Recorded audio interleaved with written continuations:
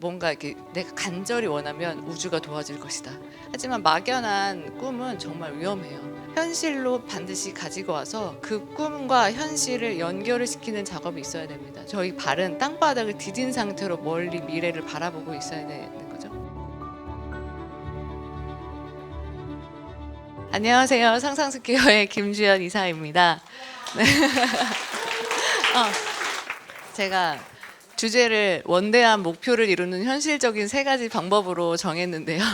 퓨처 셀프를 주제로 어떤 내용을 할까 하다가 지난주 목요일에 저희 아들이 보여준 영어 숙제가 생각이 났어요. 마이 버킷리스트라는 주제로 영어 글쓰기를 했더라고요. 이게 수행평가로 이제 냈는데 너무 딱 맞아가지고 아 이거 써야겠다 했는데 이거를 왜 엄마가 쓰려고 하지 하더라고요. 그래서 엄마가 필요하니까 쓸 테니까 근데 대신에 내가 3만 원을 줄게 저작권료로 줄 테니까 쓰게 해달라 했더니 아 어머니 쓰세요 갑자기 이러더라고요. 그래서 한번 보여드릴게요. 첫 번째는 마블 영화의 스턴트맨으로 출연하는 거, 두 번째는 달나라에 가서 자기 이름을 쓰고 오는 거, 세 번째는 달나라에 가서 이렇게 자기 이름 쓰고 오는 거를 영상으로 촬영을 해서 유튜브로 만들어서 1,000만 뷰를 달성하겠다. 굉장히 야심차입니다. 그리고 굉장히 너무 기발해가지고 처음에는 깔깔거리고 웃었어요. 아이가 이렇게 친구들 앞에서 웃기는 걸 좋아하거든요. 그래서 뭔가 기발한 소재를 찾아서 자기는 나름 쓴 것 같아요. 근데 저는 엄마로서 아이의 꿈을 응원하고 싶잖아요. 근데 달나라 가는 거 가능할까? 이거 내가 응원할 수 있을까? 그래서 너무 막막한 거예요. 가장 빠른 방법은 나사의 우주인 프로그램에 들어가는 건데 일단 얘는 미국인이 아니고 그리고 천문학적인 돈을 써서 이제 달에 가야 되는데 유튜브 만들겠다는 아이를 보내줄 리가 없잖아요. 이건 불가능하다. 근데 더 현실적인 큰 문제가 있었습니다. 이 아이의 퓨처 셀프는 아이의 현실과 너무 동떨어져 있다는 거예요. 끊어져 있다는 거였는데 저희 아이는 중2 아주 평범한 남학생이라서 늦잠 자고 늦게 일어나고 게임 좋아하고 숙제 안 해서 잔소리 듣고 아주 평범한 그런 일상을 살아가고 있는데 이렇게 원대한 꿈을 꾸고 있으면 이루어질까? 이런 생각이 들었어요. 이거를 잔소리를 어떻게 해야 될까?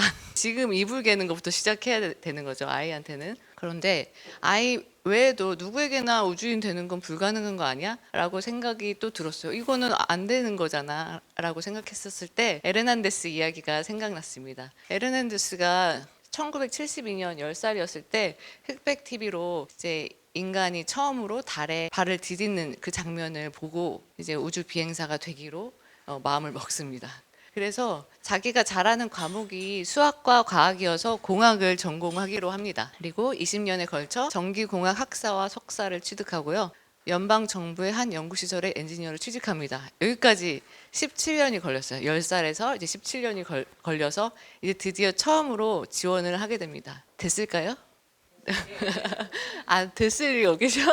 첫 술에 배부를 수 없잖아요. 이게 어려운 일이니까. 근데 나사의 그 우주인 프로그램은 매년 지원할 수 있는 기회가 생겨요. 그래서 또 다시 이제 노력하기로 했습니다. 그래서 정부 연구 지원금을 받고 디지털 암 탐지 기술을 개발, 많은 생명을 구하기도 하고요. 7차례 마라톤 완주를 하는데 3시간 이하로 본인의 기록을 세우기도 합니다. 수학을 가르치는 자원봉사도 하고요.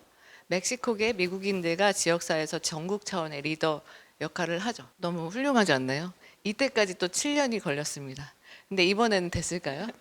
이번에도 안 됐어요. 그러니까 너무 계속 고배를 마시다 보니까 거의 포기 직전까지 갔습니다. 7년 정도 계속 지원했는데 서류도 통과를 못하면 역시 못 오를 나무였어 하고 포기를 하거나 아니면 내가 이 정도 했는데 왜 나를 몰라줘? 하고서 화가 나기도 하잖아요. 근데 에르난데스도 거의 포기 직전까지 갔다가 다시 마음을 고쳐먹습니다. 그 히든 포텐셜에 나오는 내용인데요. 에르난데스는 선발될 자격을 갖추기 위해 자신이 할 수 있는 일이 더 있음을 깨달았다. 이렇게 마음을 먹은 거예요. 여기까지 했는데 더 할 수 있어. 내가 할 수 있는 일을 더 찾아보자. 그래서 스펀지가 되기로 결심을 했습니다. 이미 합격한 사람들이 항공조종사 자격증이 있고 또 스쿠버 다이빙 자격증이 있다는 것을 보고 이제 1년이 걸쳐서 조종사 자격증을 취득하고 주말마다 스쿠버 다이빙 훈련을 받아서 전문가 자격증까지 취득했습니다. 또 정부 연구소에서 핵 확산을 억제하는 기회를 얻었는데 이때 본인이 자진해서 러시아어까지 배우겠다 해가지고 러시아어까지 배웁니다. 이제 2년이 또 더 걸렸어요. 이제 됐을까요? 이번에는 조금 달랐습니다. 서류가 일단 합격했어요. 2,500명 중에 120명 안에 들었고 거기서 시험을 봐서 우수한 성적으로 통과했습니다. 그런데 우주인 프로그램에 합격하지는 못했고 거기서 엔지니어로 근무해 보겠냐고 해서 6년 동안 이제 근무할 기회가 생겼습니다. 그리고 6년 후에 드디어 우주인 프로그램에 들어갔고 그 이후에 훈련을 5년을 더 받았습니다. 그 10살의 꿈을 꿨으니까 17년 동안 이제 석사까지 맞춰서 했고 7년 동안 연속으로 낙방을 했고 거기서 심기일전을 해서 2년을 더 지원을 했고 그리고 6년을 엔지니어로 근무를 했고 또 5년을 더 훈련을 받았어요. 총 37년이 걸렸습니다. 이때 그래서 진짜 우주선을 탔을 나이가 언제냐면요. 47세였어요. 이 영화로도 만들어졌는데 A Million Miles Away, 정말 멀리 있는 꿈을 향해서 가는 이 꿈의 이야기, 꿈을 달성하는 이야기가 영화로도 만들어졌습니다. 저희 시크릿 혹시 아시죠? 그 끌어당김의 법칙이라고 해서 한 2006년에 전 세계적으로 이제 열풍이 있었잖아요. 전 세계적인 베스트셀러가 되었고 그런데 실제로 그렇게 된 사람이 있어요. 뭔가 이렇게 내가 간절히 원하면 우주가 도와줄 것이다. 미국의 어떤 미혼모는 자기가 복권에 당첨될 거를 정말 간절하게 꿈을 꾸고 당첨되는 날 입을 옷까지 상상을 했는데 실제로 그 초록색 블라우스를 입은 날 복권에 당첨을 하기도 해요. 그래서 이런 사건들이 일어날 때마다 진짜다 하고 사람들이 몰려서 그렇게 하죠. 하지만 막연한 꿈은 정말 위험해요. 사실 우리 현실에 있어서는 불행은 언제든지 다가올 수 있고 우리 곁에 항상 공존을 하고 있잖아요. 하지만 불행을 시각화하는 사람은 없잖아요. 그래서 이게 참 위험하다는 생각이 들어요. 꿈과 현실은 맞닿아 있어야 된다. 이렇게 막연하게 그냥 퓨처 셀프와 지금 연결이 끊어진 상태로 사는 것이 아니라 에른 안데스처럼 지금 할 수 있는 일을 찾아서 이렇게 하는 것이 중요하다는 거죠. 제가 책 한 권을 더 소개시켜 드리려고 하는데요. 좋은 기업을 넘어 위대한 기업으로라는 책이에요. 여기 4장에 냉혹한 사실을 직시하라. 그러나 믿음을 잃지 말라. 이런 내용이 있거든요. 여기 짐 콜린스 저자가 있어요. 짐 콜린스 작가가 여기 스톡데일 장군을 만난 인터뷰 한 이야기가 책에 소개되어 있어요. 이 스톡데일 장군은 미군 해군 최초의 삼성 장군이에요. 어떻게 이렇게 받으셨냐면 베트남 전쟁 당시에 포로 수용소에서 8년을 있으셨는데 정말 극심한 고문을 받으면서 병사들을 너무 걱정하셨다고 해요. 근데 단순히 걱정하는 것에서 끝나는 게 아니라 내가 어떻게 도울 수 있을까 하고서 그 각각 고립되어 있는 방에 그 고립감을 없애기 위해서 톡톡 문자를 그 수용소 안에서 만들기도 합니다. 톡 이렇게 벽을 두드리면 톡톡 이게 A래요. 그래서 문자를 만들어서 자기들끼리 소통을 할 수 있게 해주고 또 극심한 고통을 받을 때 너무 힘들면 몇 분 후에는 조금만 말해도 된다. 이런 제도를 자기들끼리 만든 거예요. 왜냐면 고통도 고통인데 말하고 났을 때의 죄책감도 너무 심하니까 그런 정신적 고통이라도 덜어주기 위해서 자기들끼리 이렇게 만든 거예요. 한 번은 운동장에 포로들이 조용히 다 모여가지고 일제히 그 톡톡 문자로 우리는 당신을 사랑해요 라는 메시지를 장군한테 전달하기도 했대요. 그래서 얼마나 이렇게 사랑받고 존경을 받는 분인지 아시겠죠? 짐 콜린스가 이분에게 질문을 했습니다. 어떻게 그 시기를 견뎌내셨나요? 했더니 이렇게 답하셨습니다. 나는 이야기의 끝에 대한 믿음을 잃은 적이 없었어요. 나는 거기서 결국에는 성공하여 그 경험을 돌이켜 보아도 바꾸지 않을 내 인생의 정기로 전환시키고 말겠다고 굳게 다짐하곤 했습니다.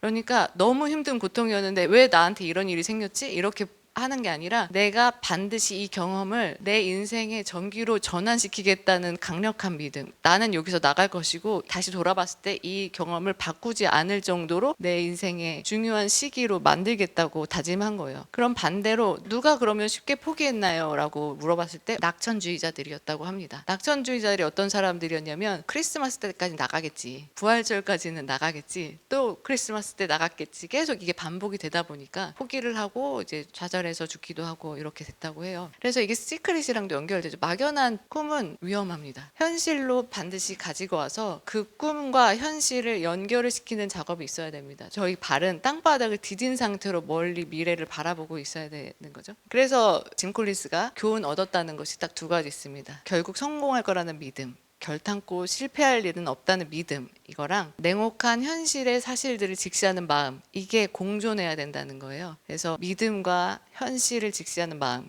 이게 이중성이라고 하는데 이게 공존을 해야 된다는 거. 이걸 스톡데일 패러독스라는 말을 만들었어요. 짐 콜린스가 그렇게 부르기로 했습니다. 이 비슷한 말이 퓨처 셀프에도 나와요. 빅터 프랭클 죽음의 수용소를 쓰신 그 정신과 의사분이 이제 유대인 수용소에서 이제 오랜 시간을 버티면서 깨달은 바가 있어서 이렇게 퓨처 셀프에도 나와 있어요. 모호한 희망이나 막연한 낙천주의자가 아니라 가시적이고 구체적인 목표. 그리고 수용자들이 에게 이제 도와주려고 했던 것이 숭고한 목적이 아니라 구체적인 목표나 목적을 명확하게 정하도록 현실에 맞는 목적이 필요하다. 이 부분입니다. 여기서 제 퓨처 셀프를 소개하려고 하는데요. 저희 회사는 이제 재택근무예요. 그래서 재택근무면은 이제 너 되게 널널하다고 생각하실 수 있지만 굉장히 빡셉니다. 저희 이게 시간 관리 시스템을 엄청 잘 디테일하게 만들어 놨거든요. 저는 이거를 해외에 수출하고 싶어요. 잘 만들어서 이 시스템을. 왜냐하면 직원들의 시간을 결국에 회사가 사는 것인데 여기에서 서로 협의만 된다면 합치만 된다면 서로 행복할 수 있거든요. 원하는 만큼 기대만큼 일하면 되고 나도 기대만큼 일을 하면 되는데 거기서 자꾸 기대가 어긋나니까 딱 그것만 정리를 하면 될 것 같은 거에서 좀 더 효율적으로 좀 더 행복하게 이거를 만들기 위해서 지금 노력 중입니다. 그러면 제가 할 일이 또 이제 나오죠. 퓨처 셰프가 있으니까 일단 제가 팔고 싶어요. 나가서. 그러면 영어를 잘해야 되겠죠. 설득력이 있어야 되겠죠. 책과 글쓰기도 열심히 하고 그리고 결국에는 내가 어떤 타이틀이 있어야 되니까 시간 관리 전문가라는 이 책을 써서 책도 출간을 해보고 싶습니다. 그리고 일단 회사 시스템의 고도화도 필요하겠죠. 또 지금처럼 이렇게 무대 앞에서 말하는 연습 경험도 필요합니다. 퓨처 셀프가 정해졌고 이제 할 일이 나왔으면 이제 현실로 가져와서 구체적인 목표를 세워야 되는데 내가 가진 자원과 여러 가지 환경 이런 모든 것들이 될 수 있지만 가장 중요한 건 저는 시간이라고 생각합니다. 시간은 모두에게 있고 모두가 통제할 수 있어요. 자기가 맘만 먹으면. 그래서 제가 이렇게 시간을 어떻게 할지 정리를 했고 그리고 PDS 다이어리를 열심히 쓰고 있습니다. 저기 왼쪽에 표가 있는데 그 각각 이제 몇 시간을 했는지 이런 것들을 따져가지고 하고 있어요. 정말 빠듯하게 하고 있거든요. 회사에서 퇴근하면은 도착하자마자 옷 갈아입고 바로 영어 공부해요. 그래서 저희 가족들은 저희 약간 로봇처럼 생각하고 있어요. 그래서 시간으로 구체적인 목표를 세워보자. 퓨처 셀프에 비슷한 내용이 있어서 다시 한번 언급을 하면 투지를 잘하게 하려면 전념하는 장기 목표가 구체적이어야 한다. 그리고 점검하고 개선해야 한다. 대부분의 사람이 직면하는 주요 문제는 투자를 전혀 하지 않거나 저희 아들처럼 너무 늦게 시작하는 것이다. 너무 늦게 깨닫는 거죠. 하지만 행동을 취할 때는 큰 목표를 최대한 작은 단위로 나눠야 한다. 성공하려면 먼저 작은 것부터 시작해야 한다. 무엇이 됐든 미래의 나를 위한 작은 투자를 시작하라. 저는 외국 사람들 앞에서 영어로 우리 시간 관리 시스템을 설명하는 미래의 모습을 꿈꿉니다. 근데 그게 너무 막연하잖아요. 그래서 그냥 오늘 이렇게 앞에서 강의를 준비해서 말하는 연습부터 오늘 그냥 책 한 권 읽는 것부터 한번 그 노트에다가 적어보는 것부터 이렇게 시작을 하고 있어요. 이 이야기를 제가 큰아들한테 한번 리허설을 해봤어요. 근데 15분이 벌써 지났어? 라고 하더라고요. 그래서 성공했다.